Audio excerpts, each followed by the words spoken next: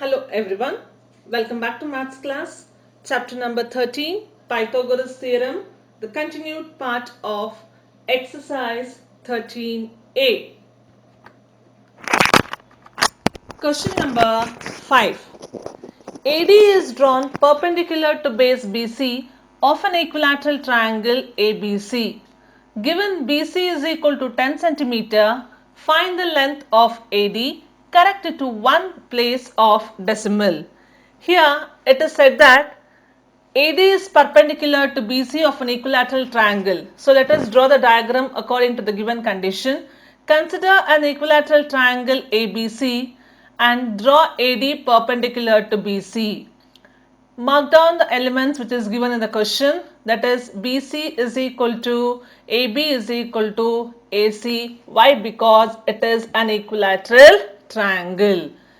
And AD is perpendicular to BC. That means to say at the point D there will be an angle of equal to 90 degree, and hence it divides the base into two equal parts. Therefore BD is equal to DC is equal to 5 centimeter. So in an equilateral triangle, if a line is drawn perpendicular to the base, it divides the base into two equal parts. Now here we can easily find out there are two right angle triangles. One is triangle ADB, another one is triangle ADC.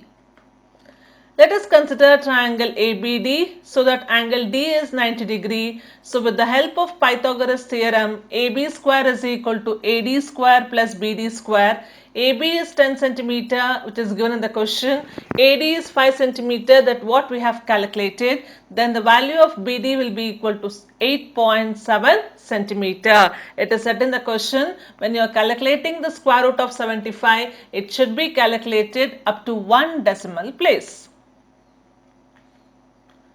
Question number 6. In triangle ABC given below, AB is 8 cm, BC is 6 cm and AC is equal to 3 cm. Calculate the length of OC. The diagram is given in the question. Let us consider the same diagram. This is a diagram given, and as I told you earlier children, it is compulsory and it is easy to identify if you note down the given points on the diagram. Let us mark on the diagram. AB 8 cm, BC is 6 cm and AC is 3 cm. We need to calculate the length of OC. If you observe the given diagram carefully, at the point O, it is marked it as right angle. Hence, we have two right angle triangles here. One is triangle AOB, other one is triangle AOC. So, to calculate OC, I need to consider both the triangle.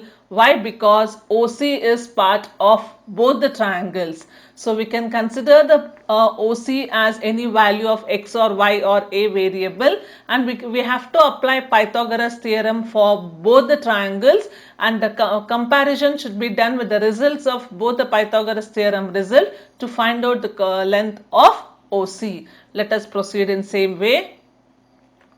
Consider triangle AOB at angle O, it is 90 degree. So hence we can say that AB square is equal to AO square plus OB square.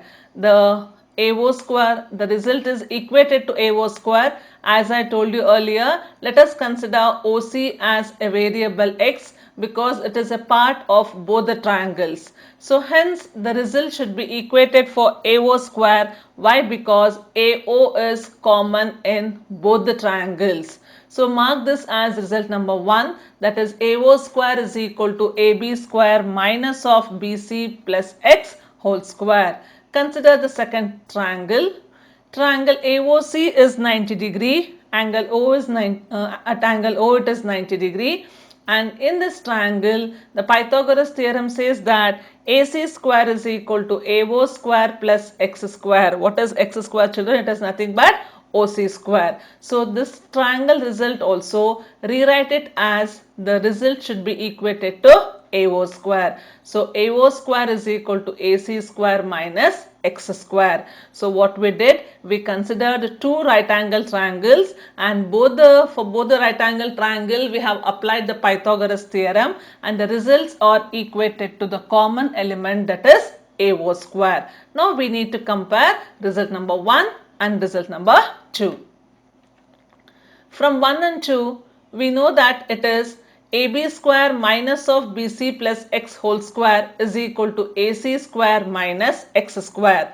And the value of AB, BC and AC are given as 8 centimeter, 6 centimeter and 3 centimeter respectively. So substitute the values, AB as 8, BC as 6 and AC as 3. Hence try to simplify, children. 8 square is 64 and 6 plus x square should be expanded by using the identity a plus b whole square is equal to a square plus b square plus 2ab. Hence it results as 28 minus 12x is equal to 9, and the value of x will be equal to 17 by 12. Therefore, the length of OC is 17 by 12. In question number 7, in triangle ABC, AB is equal to AC is equal to x. Hence, and BC is given as 10 centimeter and the area of triangle is 60 square centimeter. Find x. The diagram is not given. Let us draw a triangle ABC. It is said that AC is equal to x and BC is equal, AB and AC is equal to x. It makes us so clear that if two sides of a given triangle are equal, we can call this as an isosceles triangle. And in an isosceles triangle, the perpendicular from vertex will cut the base into two equal segments. So let us draw a perpendicular, that is AD perpendicular to BC. Hence we can say that at the point of D there is angle equal to 90 degree and it divides the base into two equal parts. Hence BD will be equal to DC will be equal to 5 centimeter. Consider the right angle triangle ABD, apply the Pythagoras theorem, then value of AD will be equal to x square minus 25. Mark this as result number 1. Why we are calculating AD here? Because area is given here and the area of a right angle triangle will be always equal to half into base into height. So base is given and we need to calculate the height. So how to calculate the height? Height should be calculated by we have calculated height as AD is equal to x square minus 25. So proceed with the formula. Area is 60 square centimeter. The formula used is half into base into height. So base is given as BC and the height is equal to AD with what we have calculated, and it should be equated to 60 square centimeter. Hence half into 10 into square root of x square minus 25. Half into 10 into square root of x square minus 25. It is half is shifted to the right hand side. So hence it becomes 120. Then divided by 10 is equal to 12.